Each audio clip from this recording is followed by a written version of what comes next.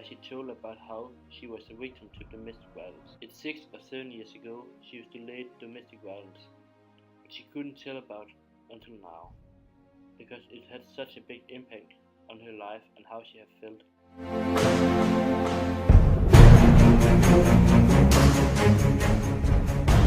Women are much more likely to be victims of intimate partner violence, with 85% of domestic abuse victims being women and 15% men.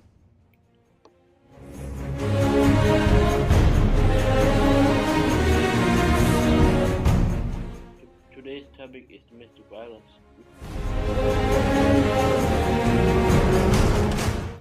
Welcome to Crime Watch Daily.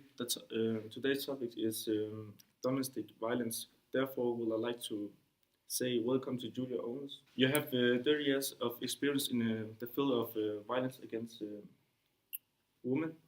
You're expert and consult and trainer and keynote speaker. Yes, thank you that I could come. Also, welcome to Dallas Smith. You have passed with domestic violence, but you are the victim. You have hit your girlfriend several times, and you have been in prison to serve your time. You're not on the track, and you have to put it behind you. Yes, thank you. I'm glad I could come. I regret everything I did to her, but I also believe that made me the man I am today.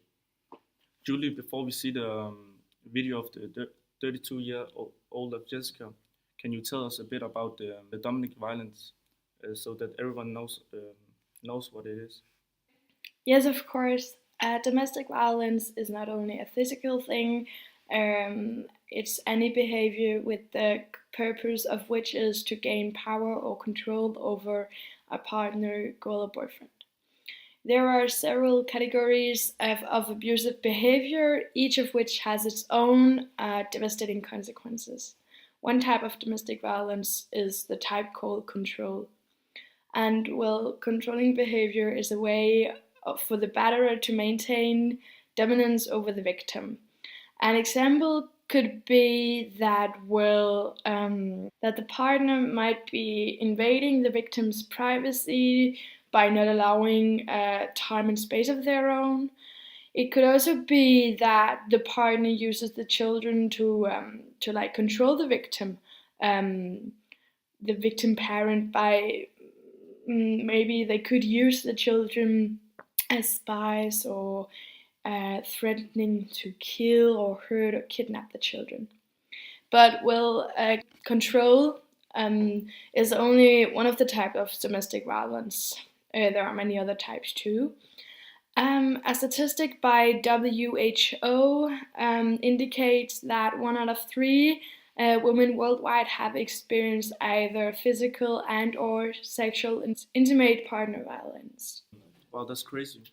Hello to you. I wanted to make this video for quite a while, but I didn't have the courage to do it. But right now I'm in my bathroom because it's the place I feel the most comfortable, because I can't experience domestic violence in here. I don't know how I can make this video without crying, but I will try. And I am making this video because I want to help some of you girls out there, so you know what it feels like. I was about 25 or 26 years old when this happened, and I was a single mom with children, and I was remarried. What an idiot I was. I should have spotted the warning signs.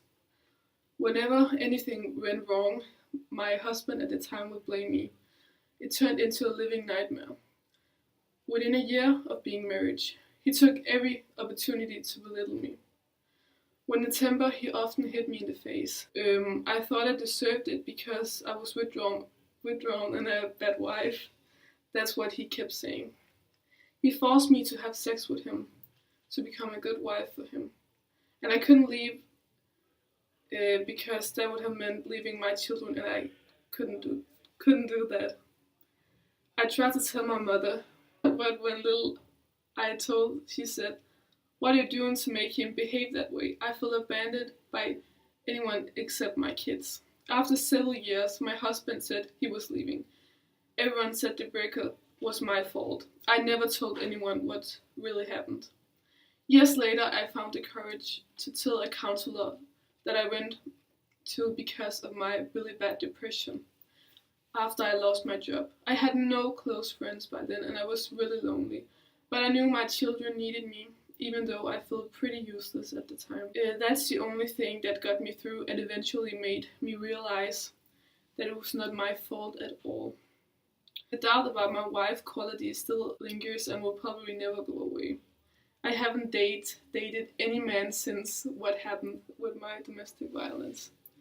I hope this story touched some of you and that my message came out, and I hope and wish that any girl or woman that have experienced this domestic violence, they seek for help.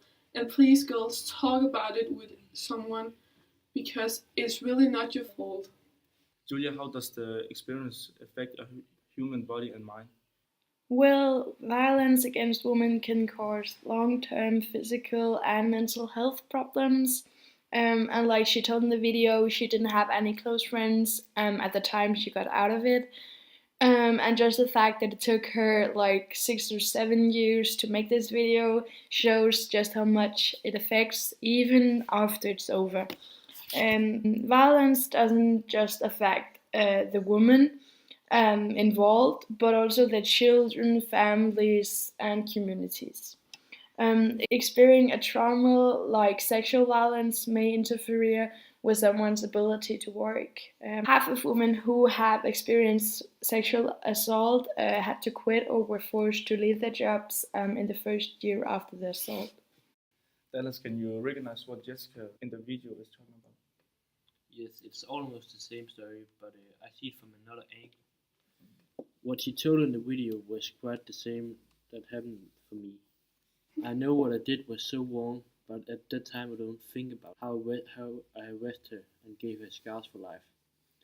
I had a difficult time back then, and I needed to feel like I was in control somehow, and therefore it felt right when I did violence to her. Wow, that's awful to hear. Why didn't you seek for help if you were having a bad time instead of hitting her? Yeah, no, I was too stubborn to ask for help. I wouldn't admit it. Well, how do you feel now about it? Well, when I came out of prison, I was much better. I got help in prison so that when I came out, I was normal again. Julia, what can victims do get back to? Well, they should definitely seek for help and talk with someone about what they have experienced. Tell us what advice would you give the people out of the dominated violence? Seek for help even before you do domestic violence.